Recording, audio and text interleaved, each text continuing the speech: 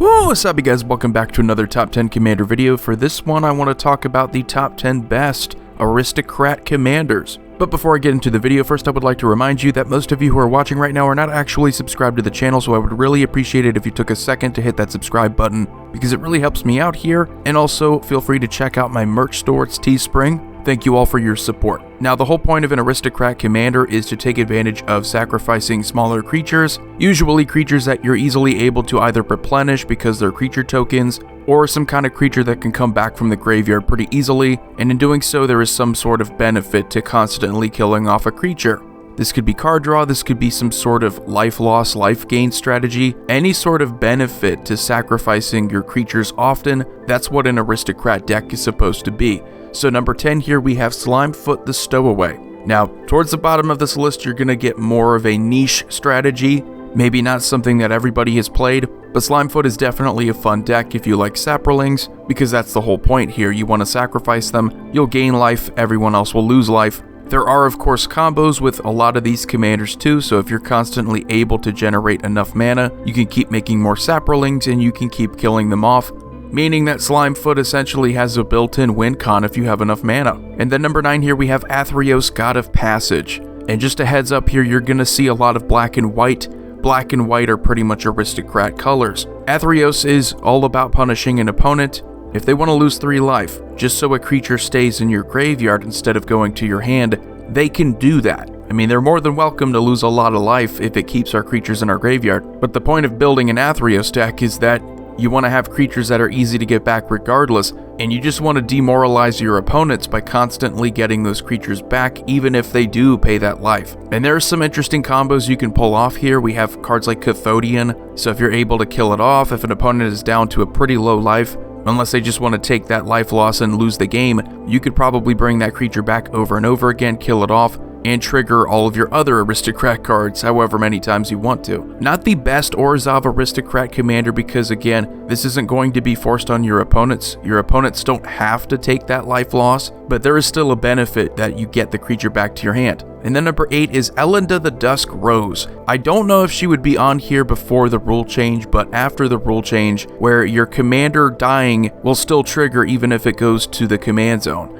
You see, dying is actually the act of a creature going to the graveyard, and before the rule change, if you had your commander go back to the command zone, it technically didn't hit the graveyard, but now it does.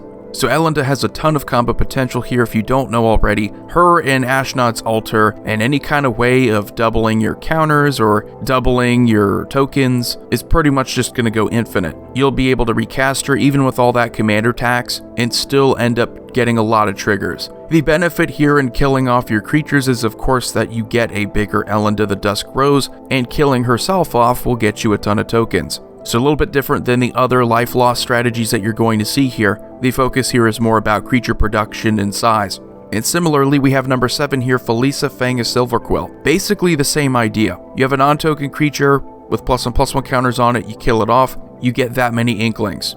So it's basically like if you made each creature with +1/+1 counters on it another Elinda. The tokens are even better this time, and the combo potential is even crazier, because you have cards like Phyrexian Devourer that will just constantly get counters on it, so it gets pretty ridiculous.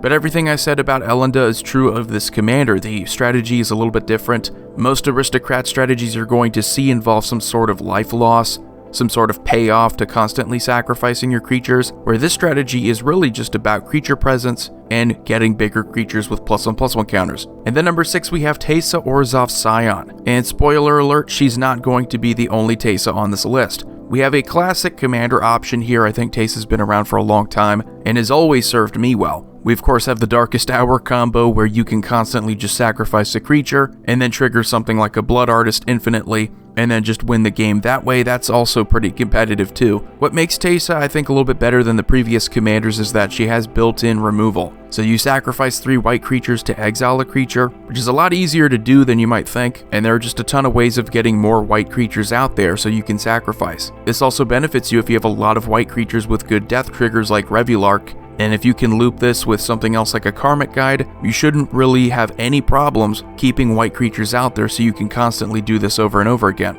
And then number 5 we have Yawgmoth Thran Physician, probably in my opinion the most powerful mono black commander. It's because you just have so much here. You can proliferate, you can focus on that, and you could of course also hurt your opponent's creatures, so you get a little bit of removal there. But also you have a sack outlet here, you do have to pay a life for it, but in many Aristocrat decks, you're easily able to make up that life loss, and you're just sacrificing your own creatures over and over again. That's the whole point of this deck. You want something with persist, so you can constantly get it back over and over again. And what makes this even better than the previous commanders is that you have a built-in card draw engine, that if you are able to set up your board properly, you'll be able to keep a full hand and you'll probably win. And then number 4, we have Shirei Shizo's Caretaker, another very different mono black commander option for aristocrats, and I think Shirei just makes one of the best aristocrat commanders because that's all you're focused on here. Getting tiny creatures out there, sacrificing them for early value, and being able to do this every single turn once you get Shirei out there. Let's not kid ourselves, it's basically a clock. We have powerful discard triggers when creatures enter the battlefield, we have powerful life loss triggers, we have Blood Artist and Zulaport Cutthroat, which again are going to fit in well into pretty much any aristocrat strategy. Getting these back over and over again, killing off your opponent's creatures as well with good removal, makes Shirei just a headache to have to deal with, because it's going to happen every turn. And if your opponents don't stop it,